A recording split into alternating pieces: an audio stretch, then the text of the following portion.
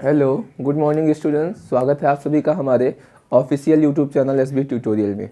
आज हम सभी जो पढ़ने वाले हैं वह रासायनिक अपक्रिया एवं समीकरण के बारे में पढ़ने वाले हैं। इससे पहले हम लोगों ने 3 या 4 क्लास के बारे में डिस्कस किया था, जो वीडियो आप लोगों को पढ़ी है।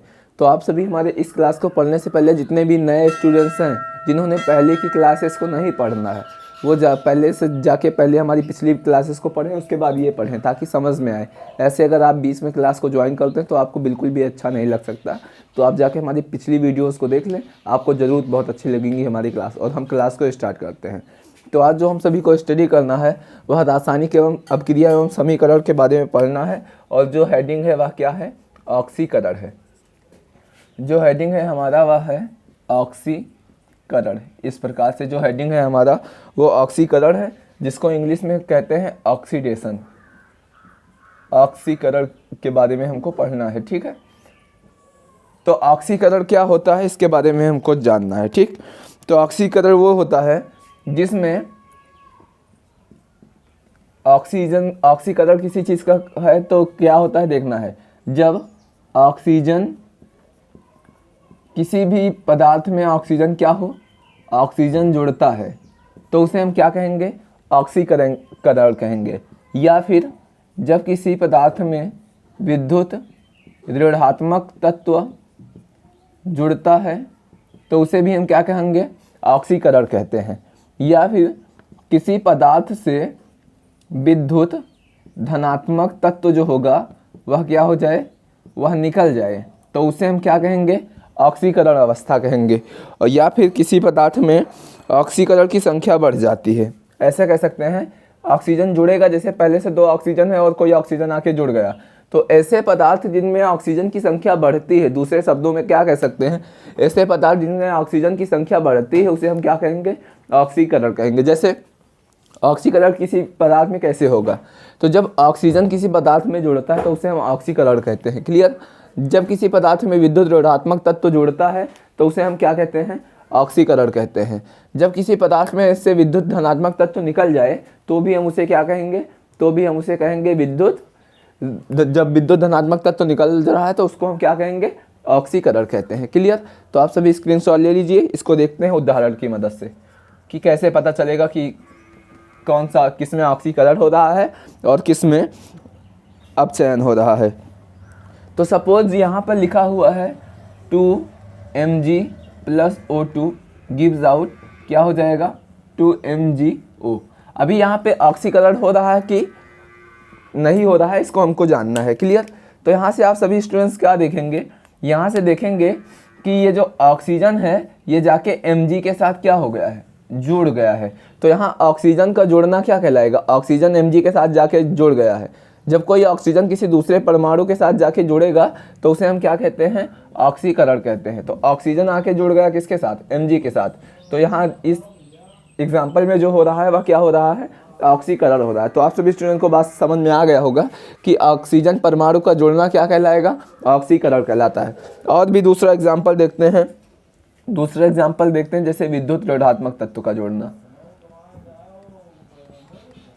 विद्युत ऋणात्मक तत्व का जुड़ना। विद्युत ऋणात्मक तत्व कैसे जुड़ता है? जैसे बात है विद्युत ऋणात्मक तत्व का जुड़ना, तो सपोज मान लिया हमारे पास एग्जाम्पल है इस तरीके से Mg। क्लियर? हमारे पास जो एग्जाम्पल है वह है Mg और यहाँ पे विद्युत ऋणात्मक तत्व जो है वह है Cl2 क्लोरीन। ठीक है? Cl2 जो है ये विद्युत ऋणात्मक तत्व होता है। जब ये दोनों आपस में रिएक्शन करेंगे तो क्या बनाएंगे? आपस में जाके ज्वाइंट हो जाएंगे इस प्रकार से। तो MgCl2, MgCl2। तो यहाँ से Cl2 है जाके जुड़ गया Mg के साथ, तो ये विद्युत ऋणात्मक तत्व भी जुड़ गया ना। तो विद्युत ऋणात्मक तत्व का जुड़ना क्या कहलाता है? ऑक्सीकरण कहलाता है। अब कैसे पता चलेगा सर क्लोरीन विद्युत ऋणात्मक तत्व है?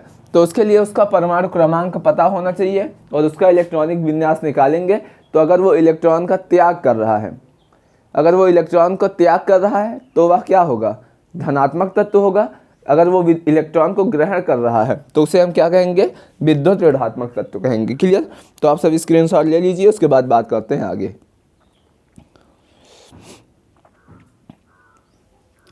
ठीक है? अभी और भी इसके एग्जाम्पल हैं। जब इसमें से हाइड्रोजन भी निकलता है, जब हाइड्रोजन का भी इसमें से त्याग होता है तो भी उसे हम क्या कहते हैं, ऑक्सीकरण कहते हैं। ठीक है, तो देखना क्या होगा एग्जाम्पल, जैसे सपोज एक एग्जाम्पल देखते हैं, हाइड्रोजन का निकलना। किसी तत्व से हाइड्रोजन का निकलना क्या कहलाएगा, ऑक्सीकरण ही कहलाएगा। लेकिन कैसे निकलता है ये एग्जाम्पल की सहायता से देखते हैं। तो हमारे पास जो एग्जाम्पल है वह इस तरीके से 2H2S, clear, 2H2S plus O2 gives out, जो यहाँ से हाइड्रोजन होगा वह क्या हो जाएगा, हाइड्रोजन आपस में क्या हो जाएगा, निकल जाएगा यहाँ से इस तरीके से। तो हाइड्रोजन जब निकलेगा और क्या ऑक्सीजन, ऑक्सीजन जो होगा वह क्या होगा, ऑक्सीजन जुड़ेगा ऑक्सीजन के साथ, तो यहाँ से जो होगा वह हो जाएगा 2H2O और अकेला हो जाएगा क्या, सल्फर 2। तो इस तरीके से हाइड्रोजन जो हो गया वो यहाँ से क्या हो गया, हाइड्रोजन का त्याग हो गया और जाके जुड़ गया किसके साथ, ऑक्सीजन के साथ। तो हाइड्रोजन अलग हो गया सल्फर से, तो इसे हम क्या कहेंगे, ऑक्सीकरण कहते हैं। तो आप सब स्क्रीनशॉट ले लीजिए, इसके बाद बात करते हैं आगे। तो आप सब स्क्रीनशॉट लिए होंगे, अब बढ़ते हैं, अब बात करते हैं उपचयन।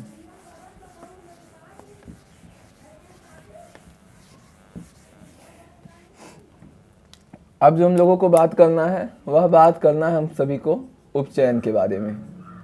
उपचयन या इसी को अपचयन भी कहते हैं।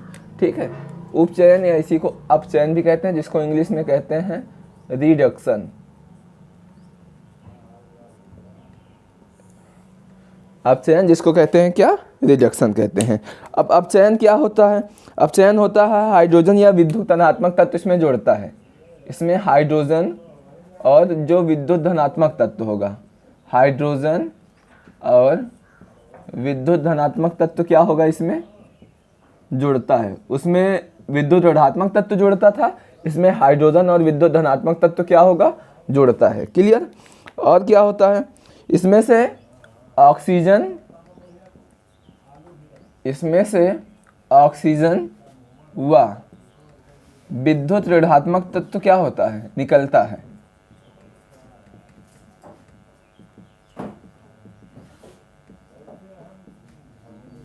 तो इसे हम क्या कहेंगे, उपचयन कहेंगे। तो ऐसी अपक्रिया जिसमें विद्युत धनात्मक तत्व जुड़ता है उसे हम अपचयन कहते हैं, या दूसरे शब्दों में डिफिनेशन क्या कह सकते हैं, ऐसे अपक्रिया जिसमें ऑक्सीजन व विद्युत ऋणात्मक तत्व का त्याग होता है वह क्या कहलाएगा, अपचयन कहलाता है। क्लियर। देखते हैं एग्जाम्पल की सहायता से, उदाहरण देखते हैं। जैसे सपोज कोई सा एग्जाम्पल देखे ले रहे हैं, तो हमारे पास जो एग्जाम्पल है वह इस तरीके से है, Br2 प्लस H2S है example, Br2 plus H2S।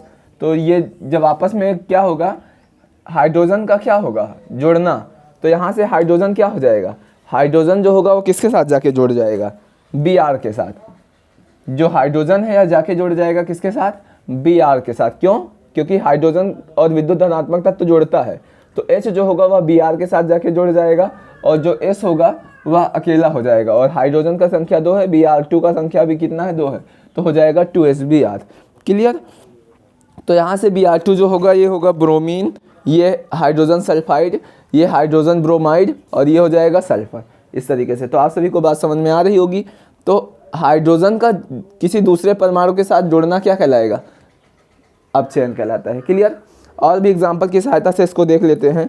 Suppose विद्युत धनात्मक तत्व का जुड़ना, तो हमारे पास ये इस तरीके से रिएक्शन है, 2HgCl2 plus SnCl2 plus SnCl2। जब ये आपस में क्रिया करेंगे तो ये क्या बनाता है, Hg2Cl2 plus Hg2Cl2 plus SnCl4। अभी यहाँ पे क्या हुआ देखना, यहाँ पे Cl2 जो था वो उसके परमाणुओं की संख्या 2 थी। यहाँ पे ये जो Cl2 है, यहाँ इसके परमाणुओं की संख्या 2 है। अब यहाँ से एक परमाणु तो यहाँ पे है ही है, साथ में जाके दूसरे पर Sn के साथ भी एक Cl क्या हो गया, Cl2 2 था और कितना हो गया, 4 हो गया, तो जाके जुड़ गया ना। तो विद्युत ऋणात्मक तत्व, ये जो Cl है विद्युत ऋणात्मक तत्व है, तो विद्युत ऋणात्मक तत्व का किसी दूसरे परमाणु के साथ जुड़ना क्या कहलाता है, अपचयन कहलाता है। विद्युत ऋणात्मक तत्व का किसी दूसरे परमाणु के साथ जुड़ना क्या कहलाएगा, अपचयन कहलाता है। क्लियर। तो आप सभी स्टूडेंट्स को हमारी वीडियो अच्छी लग रही हो तो ज़्यादा से ज़्यादा लाइक करो, कमेंट करो और शेयर कर ही दो, और सब्सक्राइब करना तो ये भूलो ही ना, क्योंकि आपको इसका वीडियो सबसे पहले पहुंचेगा अगर आप सब्सक्राइब करते हैं। आप अपने प्यार और सपोर्ट बनाइए, हमारे साथ ज्वाइंट रहिए, जिसकी वजह से हमारा चैनल आप सभी स्टूडेंट्स को अच्छे से अच्छे कंटेंट प्रोवाइड करे। आपका उत्साह, आपके इस सब्सक्राइब करने से हमारा उत्साह बढ़ेगा, हमारा मनोबल बढ़ेगा, और हम आप सभी स्टूडेंट को जैसे भी तैसे का करके हमको पेपर में अच्छे स्कोर प्लस कराना हमारा दायित्व है। तो आप सभी हमारे चैनल को सब्सक्राइब जरूर करो। आपके लिए हम आशा की एक किरण बन के आए हैं, आपको मंजिल तक पहुंचाने के लिए अपनी पूरी भूमिका हम निभाते रहेंगे। तो आप चैनल को जरूर सब्सक्राइब करिए। ओके, बात करते हैं आगे। स्क्रीनशॉट ले लीजिए।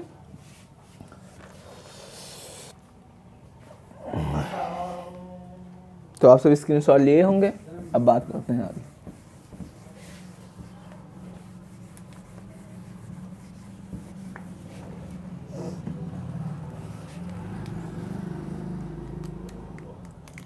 अब जो हम सभी को पढ़ना है वह पढ़ना है दैनिक जीवन में ऑक्सीकरण अपक्रिया के प्रभाव, और ये हमारा इस चैप्टर का लास्ट टॉपिक है। इसके साथ हमारा ये चैप्टर समाप्त होगा। दैनिक जीवन में ऑक्सीकरण का प्रभाव।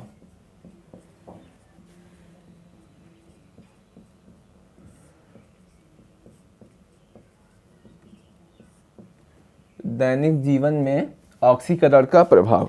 तो दैनिक जीवन में ऑक्सीकरण के बहुत सारे प्रभाव हैं। तो पहला जो प्रभाव है वह संक्षारण है। इस प्रकार से पहला जो प्रभाव है वह संक्षारण है। संक्षारण क्या होता है, जिसको कोरिजन बोलते हैं।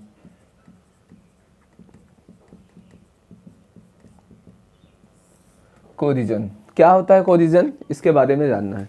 कोरिजन जो होता है, जैसे हमारे पास कोई धातु है, ठीक है, अभी कोई धातु है, जब उस ऑक्सीजन के संपर्क में आएगी तो उस पर जंग वगैरह जैसे लगनी चीज़ें जैसी घटनाएं हो जाती हैं।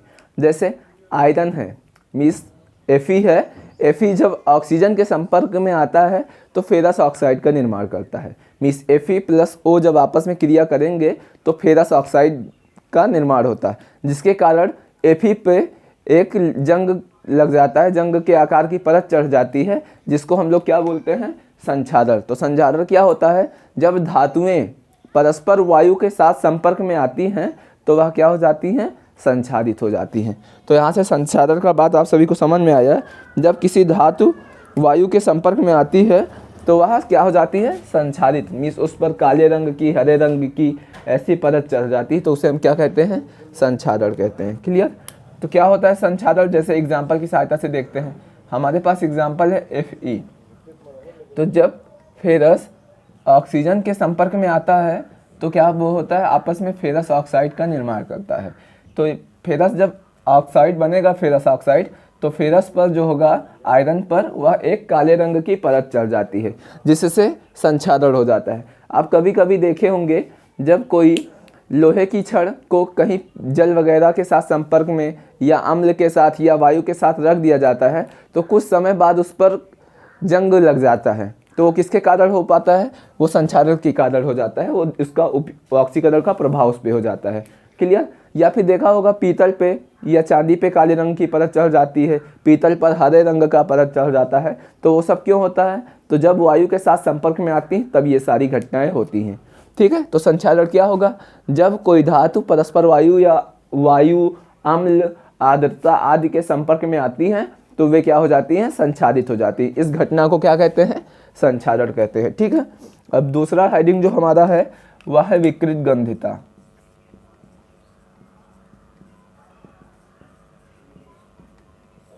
विकृत गंधिता, जिसको इंग्लिश में कहते हैं रेंसिडिटी। रेंसिडिटी। क्लियर? अब विकृत गंधिता क्या होता है इसके बारे में देखना है। जैसे देखते हैं कहीं बहुत समय तक क्या होता है कि भोजन को रख दिया जाए तो भोजन खराब जाता है, या खाने पीने वाले सामान को बहुत देर तक खुले में रख दिया जाए तो वह खराब हो जाता है। तो इस घटना को ही विकृत गंधिता कहते हैं। क्लियर? क्यों? जब ऑक्सीजन के संपर्क में आता है भोजन तो वो खराब हो जाता है, मीन्स स्मेल वगैरह करने लगता है, तो इस घटना को क्या कहते हैं? विकृत गंधिता कहते हैं, रेंसिडिटी कहते हैं। क्लियर? तो इसको सुरक्षित, भोजन को अगर सुरक्षित रखना है तो उसके लिए क्या करना पड़ेगा? जैसे देखते होंगे चिप्स का पैकेट रहता है, चिप्स का पैकेट फूला हुआ रहता है, क्या उसमें उतनी ही चिप्स रहती है? नहीं ना। तो वो क्यों फूली रहती हैं? उसके अंदर नाइट्रोजन गैस भर दिया जाता है। तो क्या कभी सोचने का ये कोशिश किया क्यों इसके अंदर ये फूला रहता है, ऐसा काहे करते हैं? तो वो चिप्स को सुरक्षित रखने के लिए उसमें नाइट्रोजन गैस को फिलअप कर देते हैं, फुल कर मतलब भर देते हैं, जिसके कारण चिप्स की पैकेट क्या ना हो, खराब ना हो। तो विकृत गंधिता से बचाव के लिए नाइट्रोजन गैस वगैरह में रख दिया जाए, या देखो हम लोग क्या करते हैं, भोजन को फ्रिज में रखते हैं। तो फ्रिज क्या काम करता है? भोजन को खराब होने से बचाता है। तो विकृत गंधिता क्या होगी? विकृत गंधिता तेल व खाद्य पदार्थों को लंबे समय तक ऑक्सीजन के संपर्क में रखने पर वे खराब हो जाते हैं। इस घटना को ही क्या कहते हैं? विकृत गंधिता कहते हैं। विकृत गंधिता से बचने के जो उपाय होंगे या क्या होंगे? खाद्य सामग्री को फ्रिज में रखना चाहिए, मीन्स खाने वाली जो सामग्रियां होंगी उसको फ्रिज में रखना चाहिए। दूसरी बात क्या होगी? खाद्य सामग्री को वायुरोधी बर्तन में रखना चाहिए। वायुरोधी बर्तन का मतलब जिसमें वायु ना जाए, ठीक है, वायु रहित तो बर्तन होना चाहिए, वायु ना हो जिसमें, वायुरोधी जो वायु का विरोध करे, ठीक है, तो उसमें वायु रोधी बर्तन में ना रखा जाए। तीसरी बात क्या होगी? खाद्य सामग्री में प्रति ऑक्सीकारक मिला के, खाद्य सामग्री में प्रति ऑक्सीकारक मिला के, मीन्स जैसे नाइट्रोजन गैस वगैरह को मिला दें तो खाद्य सामग्री सुरक्षित रहेगी। तो कभी भी खाद्य विकृत गंधिता किसे कहते हैं? तो विकृत गंधिता जब खाद्य पदार्थों को लंबे समय तक परस्पर वायु के संपर्क में रखा जाता है तो धातु जो वो घटना होती है वह विकृत गंधिता कहलाती है। तो उसके बचाव के उपाय क्या हैं? भोजन को, खाद्य पदार्थों को फ्रिज में रखना चाहिए, नाइट्रोजन गैस के संपर्क में रखना चाहिए, ऐसा करना चाहिए जिससे भोजन खराब नहीं होगा और उसमें विकृत गंधिता नहीं होगा। तो आज का हमारा जो टॉपिक है ये पूरा समाप्त हुआ, जो आप सभी स्टूडेंट्स को परीक्षा में बहुत ज़्यादा इंपॉर्टेंट है। लगभग क्वेश्चन पूछे जाते हैं इसमें से। इसके बाद जो हम लोग चैप्टर पढ़ेंगे वह अम्ल, क्षार एवं लवण पढ़ेंगे, और साथ में फिजिक्स की क्लासेस भी हमारे चैनल के माध्यम से प्रोवाइड हो रही हैं। तो आप पढ़िए, स्टडी करिए, आपको समझ में आएगा। और ये स्पेशली उन बच्चों के लिए है जो इस बार 10th का एग्ज़ाम देने जा रहे हैं, और आने वाले 9th क्लास के जो बच्चे 10th में जाएंगे उनके लिए हम अप्रैल से नया बैच स्टार्ट कर रहे हैं। तब तक हमारे जितने भी यूपी के छात्र हैं, जितने भी इंडिया के छात्र हैं, वो अपने एग्ज़ाम को दे सके हमारे चैनल के माध्यम से। तो आप अच्छे से मेहनत करिए, हम आपको ज़रूर 100% अपना योगदान देने में पूरा कोशिश कर रहे हैं। आपको कैसे अच्छी सुविधा का प्रबंध किया जाए वो भी हमको पूरी तरीके से ध्यान में है। तो आप हमारे चैनल को सब्सक्राइब करिए, लाइक कमेंट शेयर करिए, और जितने भी नए स्टूडेंट्स हैं वो सब्सक्राइब कर ही लीजिए, और ज़्यादा से ज़्यादा दोस्तों तक शेयर करिए। आप इसी के साथ अच्छे से पढ़ाई करते रहिए, आपकी सफलता हमारी सफलता है। Thank you.